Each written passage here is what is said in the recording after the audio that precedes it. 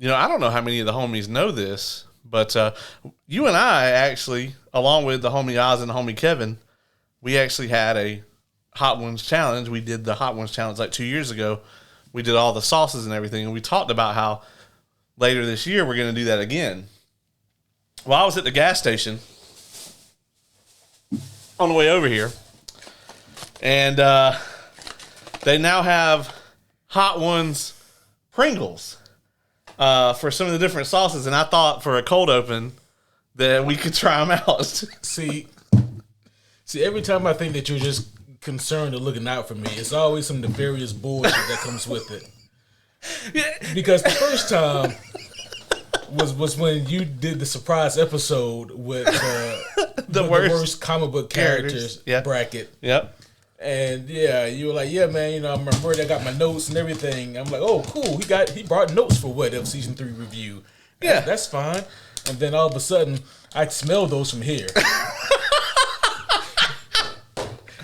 And then, homies, before we started recording here tonight, he looked over at me and said, yeah, man, you ready to go? You got your drinks? In all the years of this podcast existence, he's never once been concerned if I had a drink or not. Never.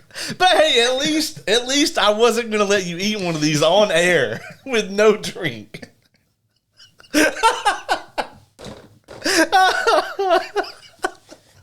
I don't actually know. So there's not like a heat index or anything on here. This is one of the Los Calientes, so it can't be one of the ones in the back half. So I think we should be okay. Uh-huh. You want the top one or you want the second one? I'll let you pick. Let me see. I'll take the top one. Yeah, because the top one don't look like it's got that much seasoning on it. Unless like the bottom half of it is just loaded. It's just caked. Okay. All right, folks. We've never tried these before. This is the Hot Ones Pringles. They're brand new, not a sponsor. 3, 2, 1.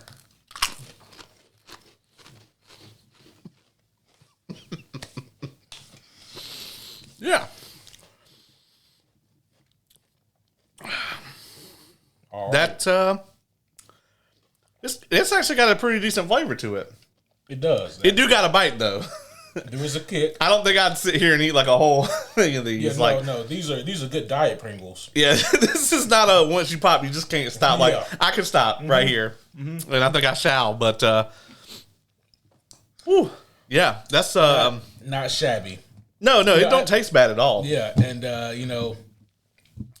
I feel like we could have discussed this before. The mics came on, but it's cool. No, it's much better this way. It's infinitely better this way. If like, you also should become suspicious of I got a cold open.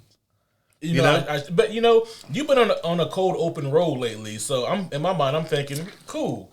He's got something else. Yeah, something's pissed him off in the last 48 hours since we've recorded. Here, Junior, I'll let you.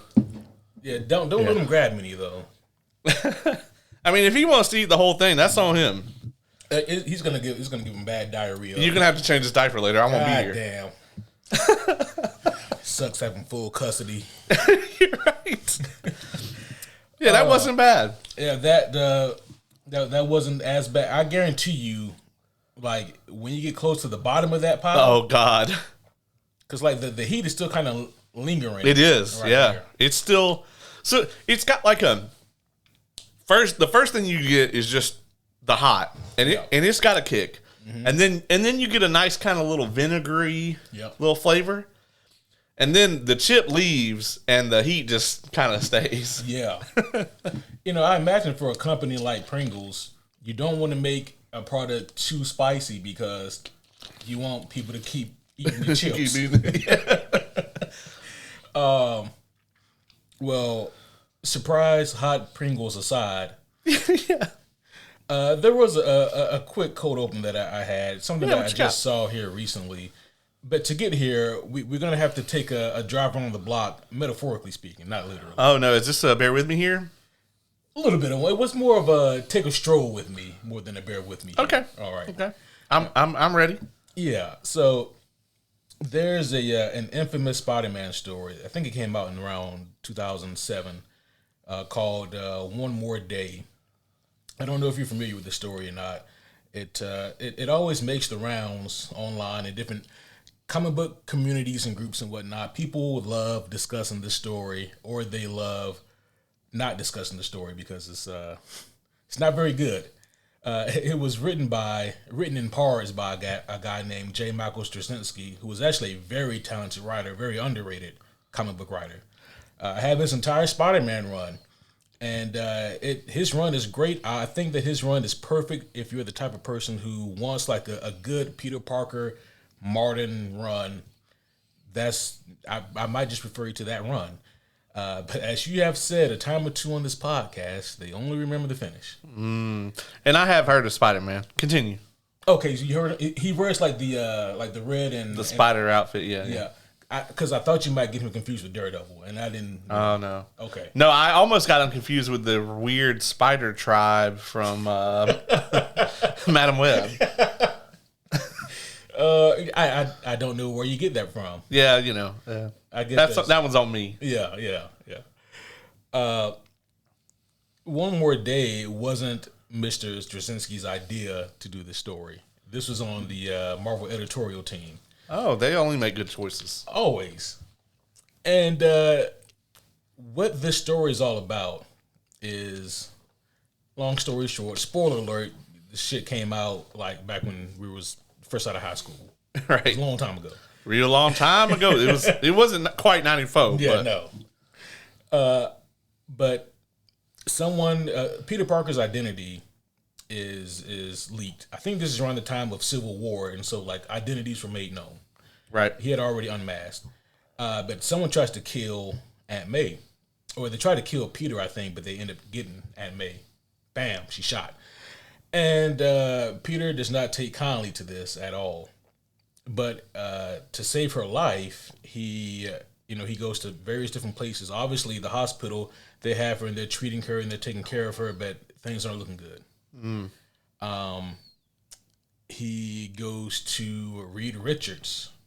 I mean, if you're going to go someplace that has like modern technology and medicine, Reed Richards is probably the guy you want to go see. Right. And if Reed Richards says there's nothing I can do for her, it's probably nothing he can do. You pretty much got to go to another dimension or time travel. Right. Well, I'm glad you mentioned that. He goes to Doctor Strange. And Strange is like, this is out of my control, Peter. There's nothing we can do here. And it's been a while since I read this story. I think she got shot here. It might have been natural cause, but I'm pretty sure there was like an assassination attempt. Regardless, she's dying. Right. And there's nothing that Peter can do. And so what does Peter Parker do? Peter Parker, the hero, the man who people have read for decades and look up to and in some cases idolize. What does he do? Well, he's approached by Mephisto. Oh, no. And Mephisto says, well, I can give you your aunt's life back and to make it just the way that it was before, no problem. And Peter's like, all right, but I feel like you're going to want something. You're right. And he's like, oh, I do. Yeah. So, it's yeah. funny you should mention that. As a matter of fact, Peter.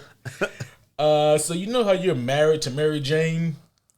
I want that. And Peter's like, you want to be married to me? No, bitch.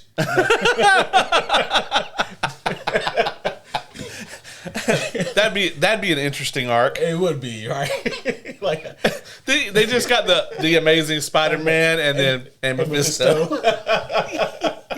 I kind of want it now. Actually, I mean, there's some pros to that. I'm sure being married to the devil. I just immediately picture it like when Satan was married to Saddam Hussein in South Park. Peter, you never talk to me anymore. Yeah. You're always out web slinging. But I guess in the essence, he wants the love and the connection that Mary Jane and Peter have. And so he's basically asking Peter to sacrifice that and make it so that Peter and Mary, they never married and they weren't in any kind of long-term relationship ever, and make it so that they're damn near perfect strangers. And that Peter agreed to that. And so that killed that entire relationship that those two characters have had for decades. Forever, yeah.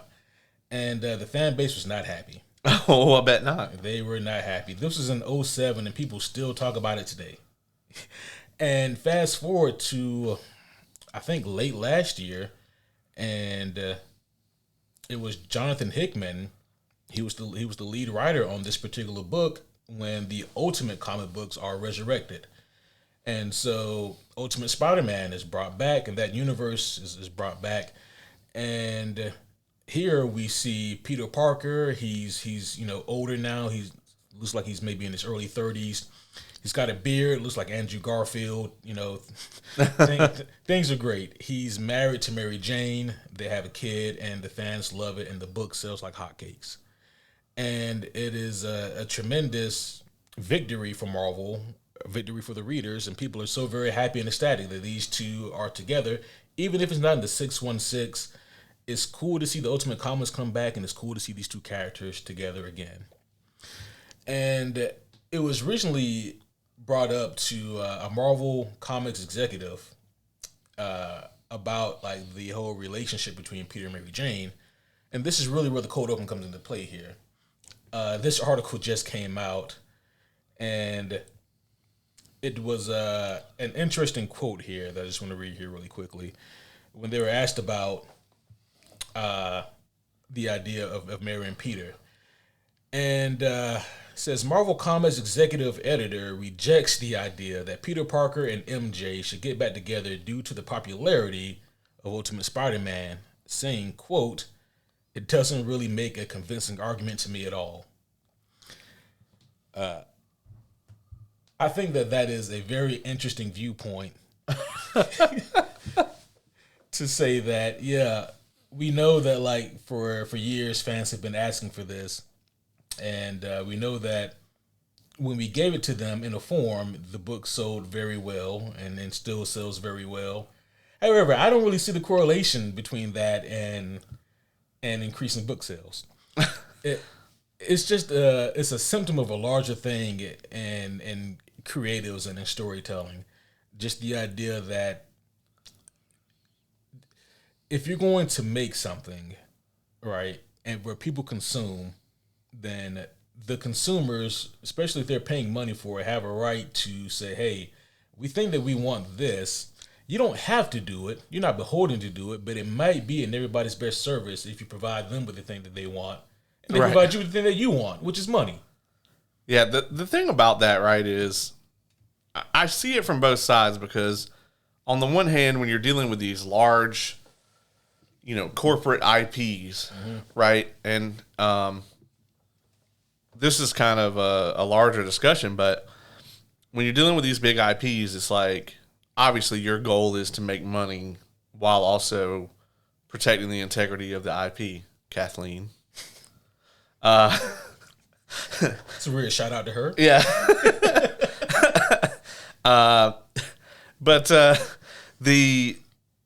obviously the objective to make money, protect the integrity of the IT. But on the other hand, on the other side of that, as the creative, as soon as you start to try to make something specifically so that it will be popular, it kind of cheapens that, right? So there's this very fine line that you have to walk. And I feel like in this day and age, especially with popular, like, mega franchises, Marvel, Star Wars, DC, that kind of thing, I feel like that path is narrower and narrower, right? Because people want new. They don't want the same shit they've seen. Right. But they also don't want it to be too different and too unfamiliar, because if you make it unfamiliar enough, then it's not the thing. Yeah. And I feel like with superheroes in particular, it's like, as long as you, and we've harped on this extensively, as long as you can maintain the integrity of the character, right? Like, you look at all the different iterations of Batman that there have been, and with Absolute Batman selling like fucking hotcakes, they've completely changed everything about Bruce Wayne other than who he is.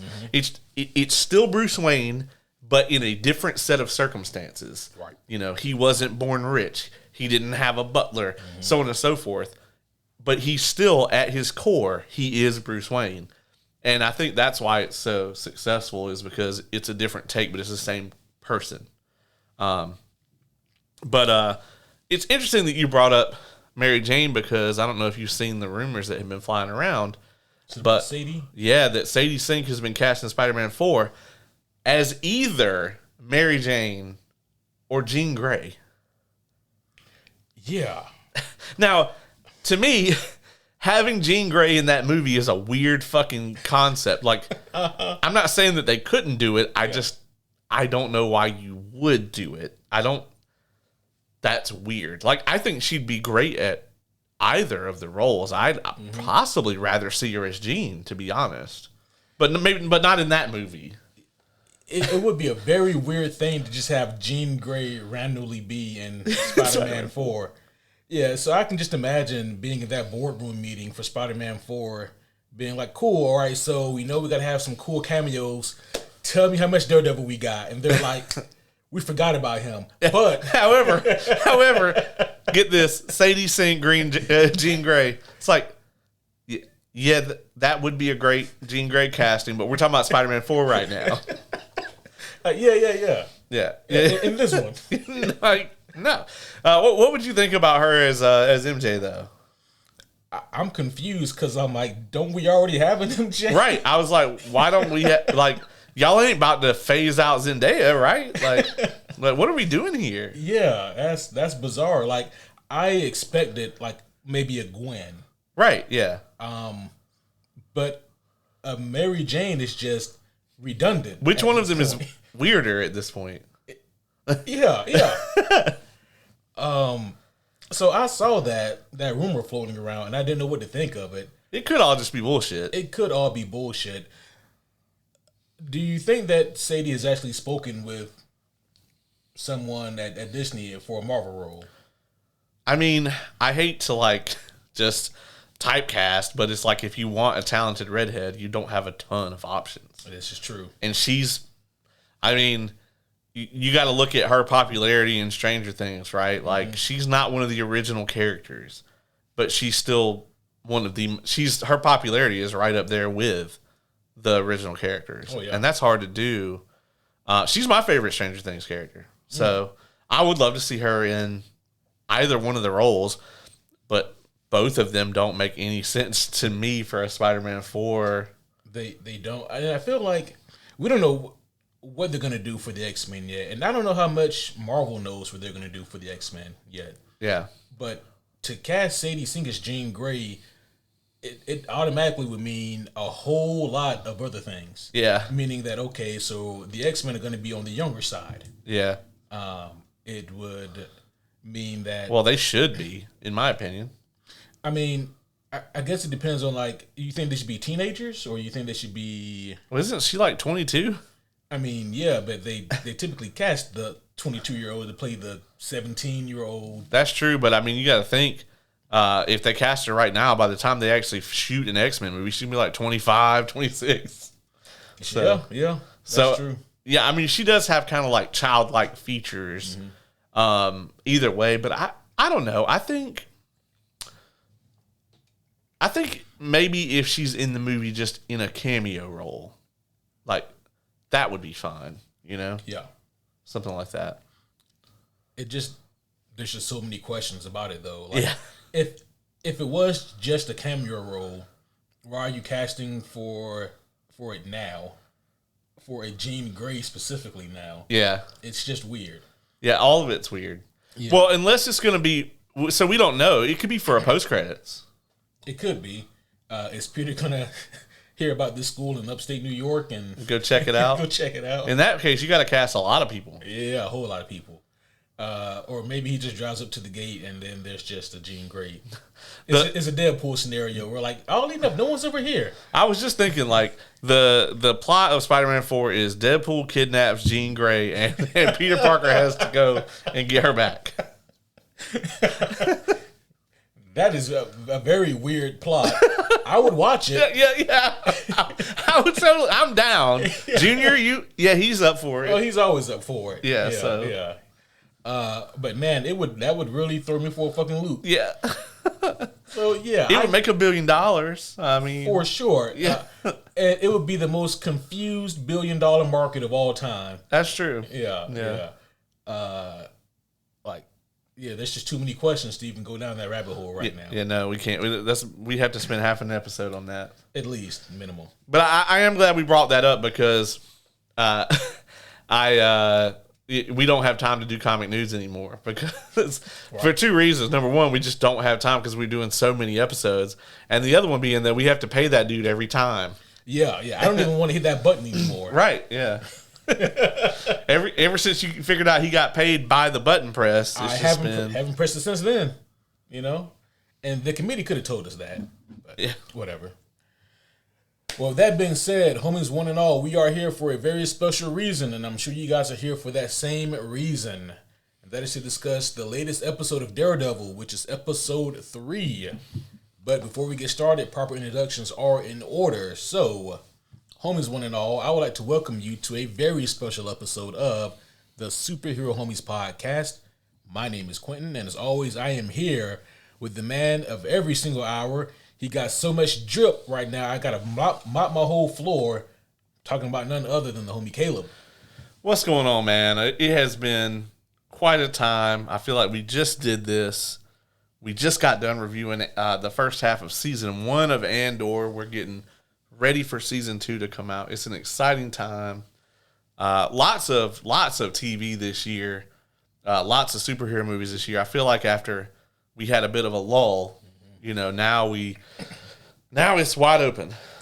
Between the pandemic and the writer strike, there's been a lot of setbacks and delays. Oh yeah. Now it feels like we're finally getting back on the right track. Yeah, I was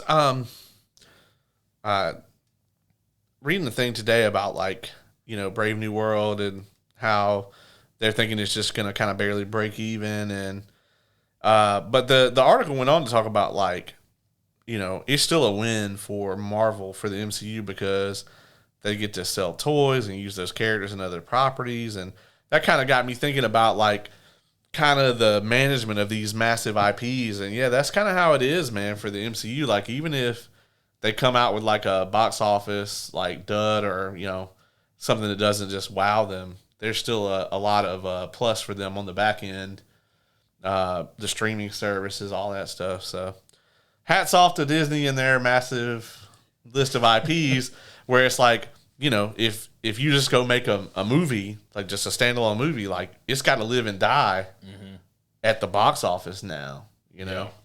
And we back. And you guys are just imagining any sort of difference or anything like that. Everything is exactly the same.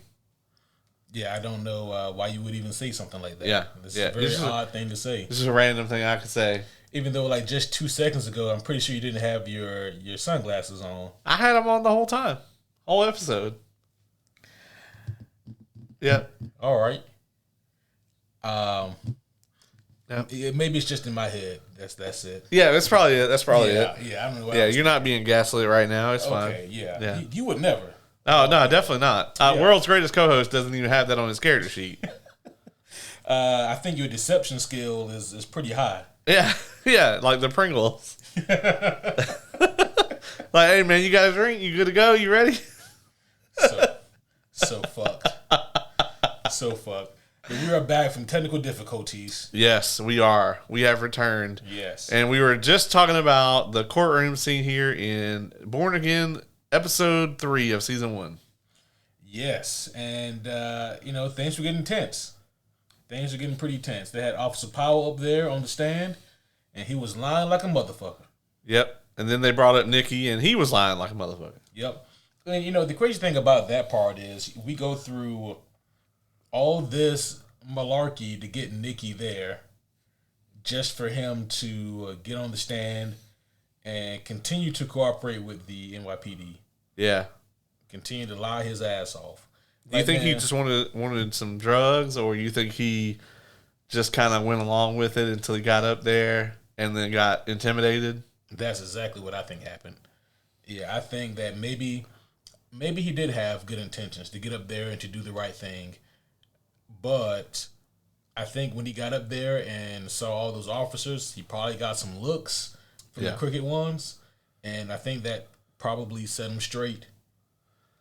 What is your opinion on the one officer that Matt hears turn, to the officer next to him and say, Torres, Nicky Torres, Yep. can't testify, and we see the Punisher tattoo on his neck. Yeah, and that's not even the first time we see it. We'd also see it when Cherry first goes to visit Nikki. We see graffiti on the wall behind him. Yep. I think that they're probably going to discuss at certain lengths cops using the Punisher logo as their own thing. Yeah. Obviously, like the show, I feel like they had to comment on at some point the real life implications, like where that symbol's been adopted or whatever. Yeah. I don't think Frank is going to love it. I don't think so either. And that's the thing about it, right? And I love, at least at this point, like the show's not being heavy-handed with it. Right. But I love what they're doing with that, because any police officer who thinks that adapting Frank Castle's tactics is a good thing as a police officer, you are dirty as fuck. Yeah. And you shouldn't be on the force. Absolutely not. Yeah. Yeah, you are. That makes you a deranged lunatic with a loaded gun. Right. And I mean, that crooked cop, clearly he was crooked. He didn't want Nick Torres testifying. He's corrupt. He's dirty, and he's got the Punisher logo on him. I think that Punisher is really going to be pissed because they're making his name bad. Right. Yeah. Which is saying something. Yeah. Yeah. For sure. And then the next scene we get here is him talking with Cherry and Kirsten, and he, they're kind of all out of options, and he's like, "Look, we put the man on the stand, let him tell his side of the story, and hope that the jury sees him the same way we see him." Yeah. And of course, Matt at this point has, of course, already decided that he's like got to out him as White Tiger. Yeah. That threw me for a loop. I did not see that coming. I didn't see that shit coming either, but when he explained it, it made complete sense. It did, right? But in the moment, man, did that feel a little hypocritical. Oh yeah, and the judge and the district attorney, were livid. Oh yeah, understandably. When the judge calls like an immediate pause in the court, calls for like an immediate recess, and has the DA and the defense attorney come to my office. Yeah, that's usually not good. Not good. And especially like the judge said, you put on this fucking dog and pony show after you got on your high horse talking about we can't let this get out. We got to keep the White Tiger stuff under wraps. You do all that just to out him here. Yeah, it was wild. I really like the scene though. And I mean, I think that probably was what won Hector the case. Spoiler alert. Yeah, I mean, you say what you want about the method, but Matt gets him off, Yeah. And he was in the right the whole time anyway, you know? And, I mean, that and plus having, like, people who White Tiger has saved come up on the stand, that also was, like, a huge deal. Yeah, that was absolutely instrumental. And the guy that plays him is Camar de los Reyes. Yeah. Who unfortunately passed away. This is his last role. Yeah. And it's really unfortunate, man, because I thought he absolutely killed it as this character. Absolutely. Yeah, he did great here. And, I mean, like, this... Yeah, he was, like, such a great casting for the White Tiger character. But, yeah, so the whole courtroom scene I thought was really tremendous. Yeah. Matt did some shit that I didn't see coming. Now, like in between, I guess, days 2 and 3 when Matt's talking to him, this is after he's outed him as White Tiger, he says, you can never wear that outfit again. Like, you know that, right? Yeah. And I distinctly remember thinking to myself, that's true. Hey, I remember in the trailer seeing him put on the mask, though. We haven't seen that yet. Right, yeah. I was thinking that same thing. I was like, he's not going to do it. And it's so interesting, like, the dialogue here between the two of them, how layered it is, because, he doesn't know that he's Daredevil. Yeah. But he's just like, you can't possibly understand what it's like. Like, that's, like that's who I am. That's the real me or whatever. And you can just feel it eating at Matt. Yep. Yeah, he's trying so hard not to show that that's happening because he knows exactly what he's talking about. Yeah.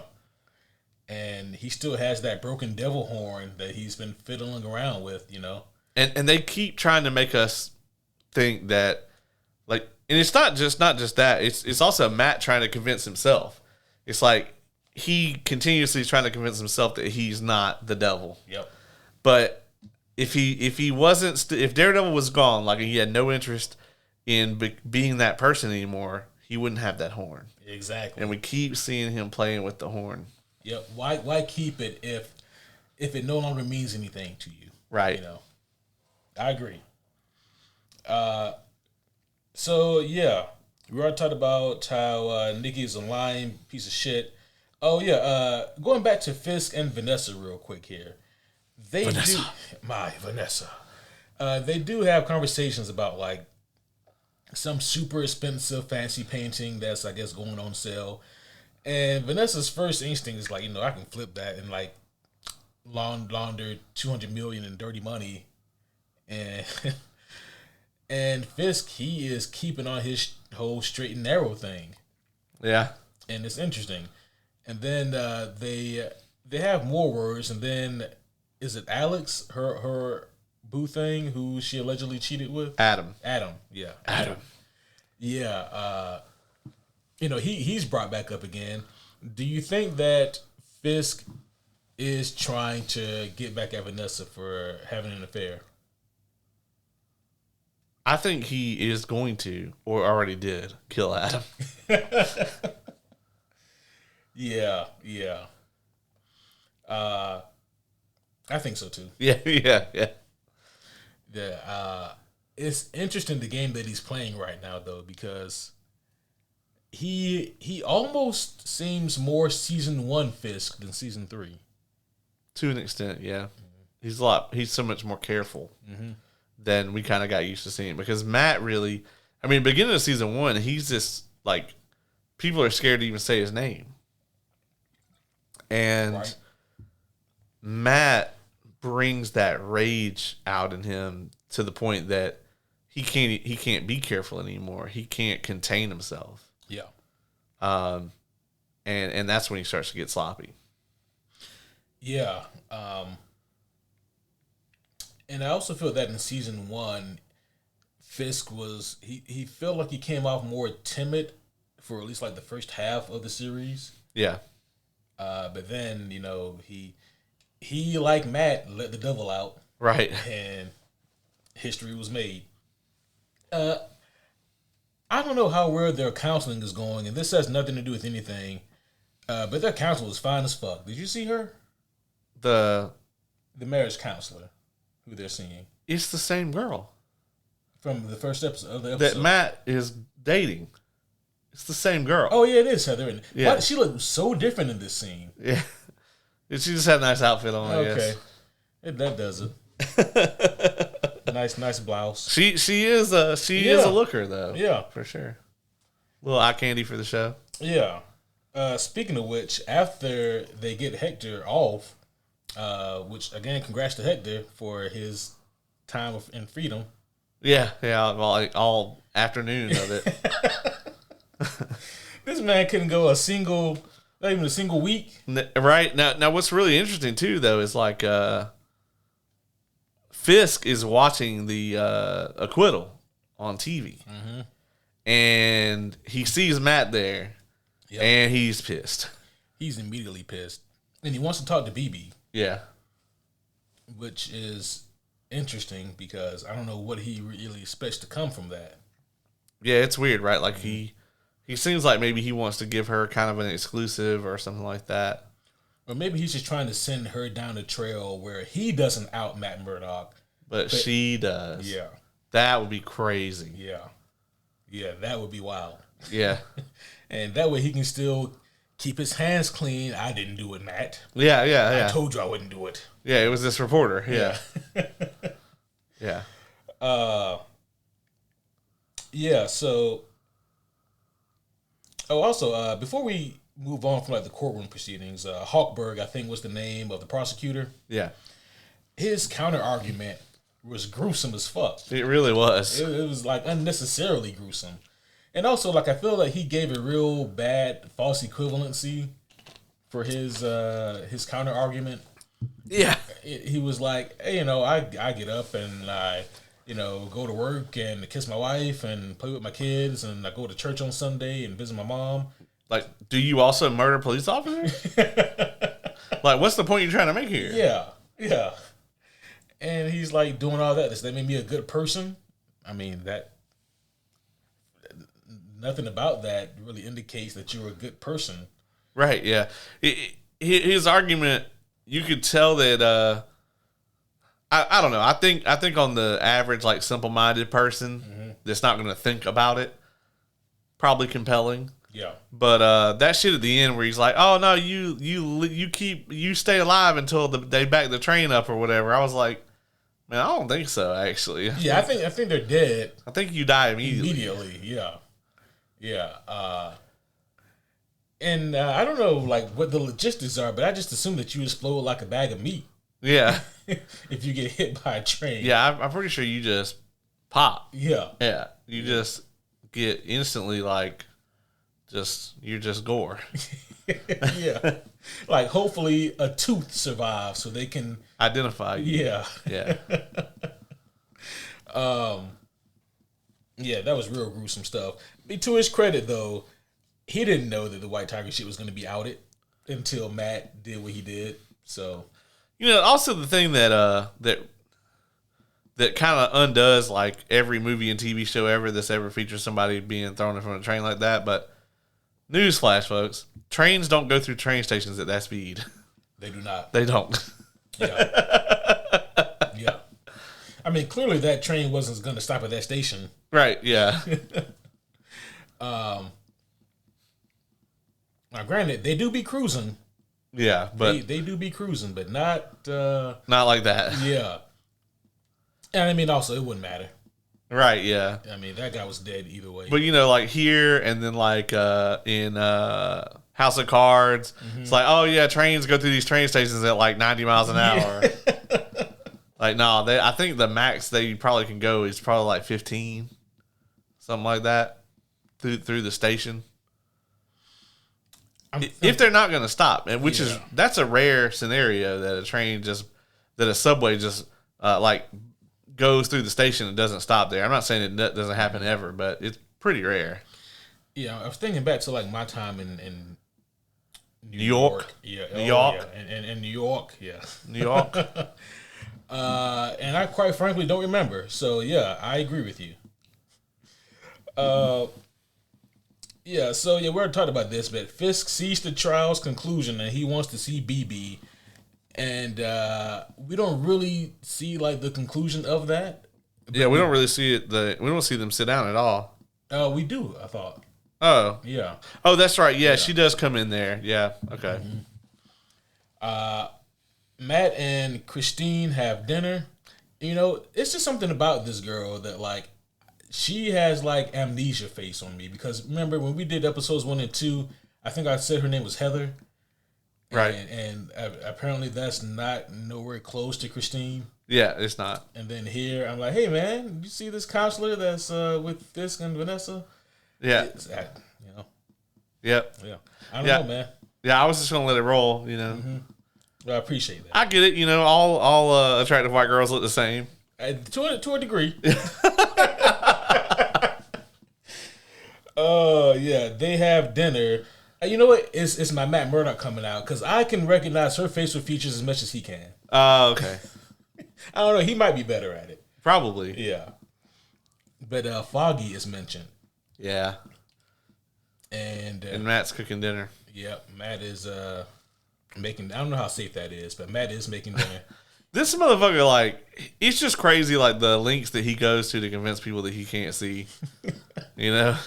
He technically cannot see. That's true. But just the fact that, like, the disability aspect of it, where he's, like, feeling around for the bowl. Oh, okay, here it is, Right. Yeah. Like, because, stuff like that, he would easily know, the cup is right here. Yeah, exactly. But if you were to play him in like Mario Kart, you would stomp his dick in the dirt every time.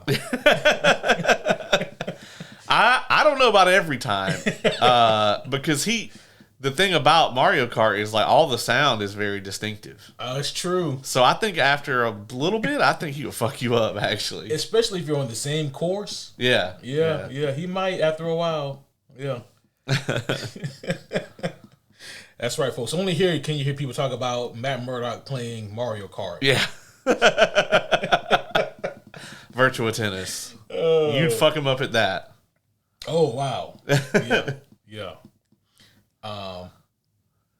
Maybe Mortal Kombat or like, a side-scrolling fighter. See, if you play a fighting game against Matt Murdock, you're gonna beat him. He is gonna lose. And then he's just gonna be like, we should just do this in real life. And then he's going to beat the dog shit out of you. All right, Matt. I'll let you win a few games. Oh, yeah. Oh, just let him win a few. This will be fine. He'll calm down. Yeah. So the conclusion of this episode sees Hector immediately putting on his White Tiger outfit. By the way, this man has also just recently acquired the money to buy the home for him and his family. I know. And so many people have said so many good things about him, police included, in their affidavits. And he gets off scot-free because he is an innocent man, but he can't stay away from fighting crime. He puts on the White Tiger outfit to go patrolling, and he hears like a scuffle and a lady screaming, and he goes to investigate. And when he comes down the stairs, there's someone standing on the edge, and they don't hesitate to shoot him directly in the head. Yeah, I guess that amulet doesn't give him like supernatural protection. It does not. No. I was like, man, I don't know a lot about the amulet, but the amulet was made before bullets, Yeah, clearly. I thought it was one of the police officers that set him up. Yeah. Agreed. And technically it still could be. Oh, I think it is, yeah. Okay. I don't think there's any way that it's Frank under there. You don't think there's a chance at all that Frank did this? I think it's very slim. Like, what reason would Frank have to kill? I mean, like, I know that him and Matt aren't like on the same page morally or whatever, but like, obviously Frank, I don't think would look at this scenario and go, "Oh yeah, this dude's a cop killer," and Matt helped him get away with it. Yep. Frank probably knows these motherfuckers are dirty if he's looking in on the situation at all. Oh, for sure. And especially if he's finding out that they're running around wearing his shit. Yeah. Oh yeah, that would really piss him off. Yeah, I don't think there's any chance that this is Frank. Also, if this is Frank, there's no way Marvel doesn't show his face right here, and like have that be the big lead-in for the next episode. Yeah, and that's probably like the biggest smoking gun right there. Yeah, the face was covered. Yeah. That's why. So we got episode 4 coming up, and then the week after that is another double. Oh. They're playing 5 and 6 the same day, so something important has got to happen to justify them releasing 2 episodes at one time. Agreed. Yeah. Huh. I will say I hate waiting a week to week to find out what happens. I get why they're doing it, but like having to wait and not being able to just binge the show, man, this shit hurts. Yeah. So the internet has been interneting again. Oh no. Oh yeah. Not again. And I think that this is one of those instances where maybe they are looking too deeply into things. But I want to get your thoughts on this. So I was aware of this storyline, but I wasn't aware of all of these details. So there's a storyline in the Daredevil comic books where Vanessa does fake Foggy's death to the degree that Matt even says he heard his heart stop beating. Right. Just like how here in episode 1, we see Matt on the rooftop listening and he hears Foggy's heart stop beating. Yeah. But it was an elaborate fake done by Vanessa. And it was done in issue 438. And there's an instance in that same episode where I think it is Matt and Karen or maybe all 3 of them, they pass by something And it's their building number. It is their building number. Yep. Yeah, I have seen this. Okay. Now this could be coincidence. I don't think it's coincidence, but I think it could be misdirection. I think it's just a wink and a nod. Yeah. If that death was faked, I feel like it's going to cheapen it so much. The amount of explanation they would have to do. Right. He got shot with a high caliber bullet through the chest. Yeah. And like he didn't make it to the hospital. Right. And this isn't like where, they see him get shot or whatever, and like, oh, the ambulance comes and grabs him immediately, and then we just get Karen, oh, he didn't make it, blah, blah. No, like, he's laying on the pavement bleeding all over her. Mm-hmm. If it was fake blood, she would know that. Yeah. How do you explain the heart stopping? If he really was shot and like they're saying they were able to resuscitate him, that's crazy. Like, right. Because like, that was like right there, man. Like right through the heart, basically. Yeah. There's no coming back from that shit. No. Foggy's gone. And then other people have, pointed out that apparently both he and Karen are coming back for season 2. And I'm like, there are these things called flashbacks. And I think they will do some of that. Yeah. But no, I'm with you. I think he's definitely dead. I want him to be definitely dead. I mean, obviously, like, I don't want Foggy to be dead, but like for the sake of the show and the story and everything, it's just going to work so much better if he is. Like, the only way that they can really have him come back and have it be even remotely convincing is if like the Hand brings him back just to fuck with Matt. you know? Yeah. Oh, what if they made Foggy into a ninja? Fucking Eldon Henson just comes out from around the corner. Yeah. He's the new Iron Fist. Foggy Nelson's the new Iron Fist. They're just making anybody Iron Fist these days, I see. Really quickly here, I want to talk a little bit about how this plays out in the comics. Okay. So I think it is equally as compelling in the comic books as they did here. And I think the show did a great job with this White Tiger storyline. So in the comics, the way it happens is he is trying to stop two guys from committing a burglary at a pawn shop. And first, these two guys were in the pawn shop, and the cop comes in and tries to stop it. There's a struggle, and one of the goons kills the cop. And White Tiger comes in and tries to apprehend the two goons. They end up running out the back, and then two more cops show up, and they just see the dead cop laying there, a gun at White Tiger's feet, and the blood splatter on him. And they thinking that, okay, well, this is definitely the guy. White costume, maybe not the way to go. Probably not in these circumstances. Luke Cage and Iron Fist convince Matt Murdock to take the case. Matt doesn't want to take it because at this time, a tabloid is trying to out him as being Daredevil. And it's a sidebar. Matt is so fucking petty and just fucked up. He countersues the tabloid company for $400 million for defamation. Hey, this is ridiculous. Knowing damn well that you're Daredevil. Yeah. And you would be happy to know he is equally as smug as he is in this episode. So he really was in this episode for sure. But the way it plays out is they are trying to track down the two goons who got away, just like they're trying to find Nikki. And eventually, Iron Fist and Luke Cage, they are able to kind of find or get a lead on where one of them is at. But with the way that the trial is going, it probably won't be time. Matt does put up a very convincing argument. He brings in guys like Doctor Strange and Reed Richards, and they discuss Doctor Strange discusses like the amulet and like its magical properties, and it's not psychosomatic. The man's not crazy. Reed Richards is there to talk about being a family man and a hero, and being in the public eye and shit like that.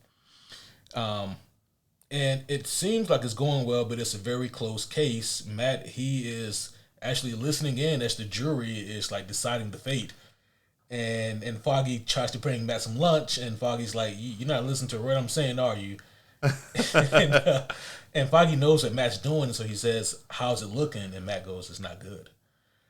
And Foggy's like, "Oh well, we can get him on what do they call it? Mistrial. Mistrial, yeah.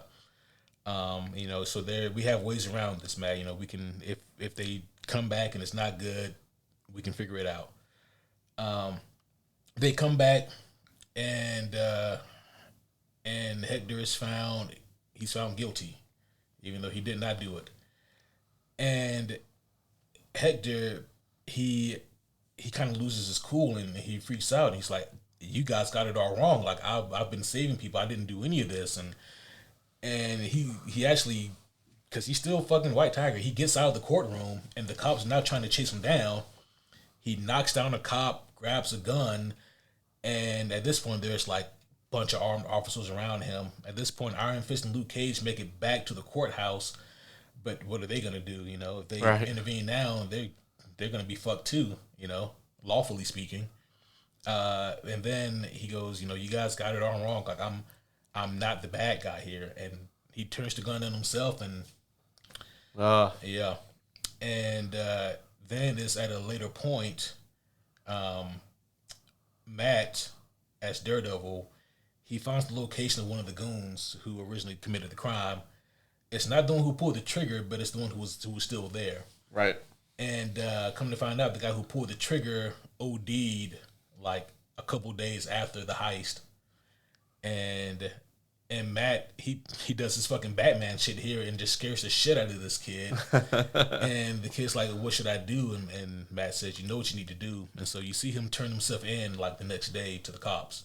So Hector's name is cleared, but it's too late. Yeah, still too late. Still a tragedy at the end of the day. And that's kind of how it was here. And like the real life death of this actor just kind of underscores the whole thing, unfortunately. Unfortunately, man. 'Cause he did amazing here. It would have been interesting to see this character go on. Yeah. So. Would have been, but unfortunately he is not here. Any thoughts on what's to come, man? Obviously we got Punishers at some point. Yeah, I mean, this has got to lead into some Frank Castle shit, right? Mm-hmm. Obviously. So yeah, next thing we know, we're gonna probably be in the middle of a murder investigation. But we'll see what happens. I think Frank has to show up at next episode or the one after that, right? I mean, at a minimum. Absolutely. Yeah. So, and we know he's in it. So, yeah. I think because in the trailer it looks like Matt is looking for Frank. Yeah. And it seems like Frank is in hiding. I mean, I think that the cops disguising as the Punisher is like the perfect way to get away with killing Hector, because in their eyes it could be two birds with one stone, maybe. Right. Takes the heat off of them and puts it onto Frank, and maybe Matt is the one who doesn't believe Frank would do something like this. Right. Yeah. So yeah, I think that's probably why he goes looking for Frank. Probably, and then also you got to think he's probably in hiding because of Fisk and his whole anti-vigilante stuff. Yeah. And he's also probably hiding now because people think he just killed White Tiger. Yeah. Yeah. So yeah, that's going to be interesting. Can't wait to see John Bernthal return as Punisher. Yes. And whatever else they have up their sleeve. Oh my gosh, yeah. He spoke out again about this special, so it is in fact going to be a Disney Plus special that he's getting. But not a holiday special. We don't know that. I want a Frank Castle Christmas. Let's see. We got some other holidays out there. You can do. What about a Frank Castle 4th of July? But you do like a Home Alone, except it's like the entire NYPD is trying to get to Frank, and he's like holed up in like a hotel. Oh no! But all his like traps kill them. Like a more dangerous Rorschach scene from The Watchmen. Yeah, basically. Yeah. Oh no, that's awful. Yeah, he's just gonna be he's gonna be Kevin McAllister, but lethal. Oh man, a Frank Castle Easter special would also slap. You know? There's just so many ways they could go with it. Yeah, sure. I think we should start with the Christmas special, though. We already have a Christmas special, you know? Oh, that's true. Yeah. Maybe like a Frank Castle Thanksgiving. Oh, yeah, there we go. Yeah. Yeah. I like that. It's like a bunch of like mob bosses and like corrupt politicians are having Thanksgiving dinner, and then like Frank comes in there and kills everyone, and then he like just sits down and eats their food. And then he looks directly at the camera and goes, "You know what I'm thankful for? I'm thankful for guns and bullets, Yeah, and the ability to kill the bad guys." yeah. And now I'm gonna have another turkey leg. Have another turkey leg. Yeah. I'm telling you, man. I think they were really onto something here. I mean, I don't know if it's something good, but we're onto something.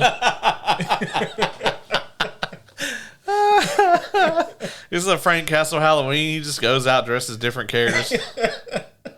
He dresses up as Thor. Still has a gun, but it's like a Mjolnir. Yeah, it's a little hammer that opens up and shoots a bullet. Oh, like the umbrella from Kingsman, except it's a hammer. That's great. Oh man, well, I think we're off the deep end. I think we are. Yeah, It might be time to wrap this one up. It is, in fact, time to wrap this one up. Wrap that shit up, B. Yeah. So that is going to be all for our review of Daredevil Born Again, Episode 3. Hollow is the Hand, or whatever it was called. Yeah. I might have fucked that all up. Who knows? Hopefully you guys enjoyed this episode, this breakdown, this review. If you did, don't forget to do all the things that all the other content creators ask you to do. Yep. Like, subscribe. Tell your friends. Yeah, tell your friends. Share it. Yep. Do all the other stuff too. That's right. Yeah. Tell everybody. Join the Patreon. Yep, join the Patreon. Make sure that you're also listening on all the audio devices. That's right. And we are going to be back next week with another double hitter.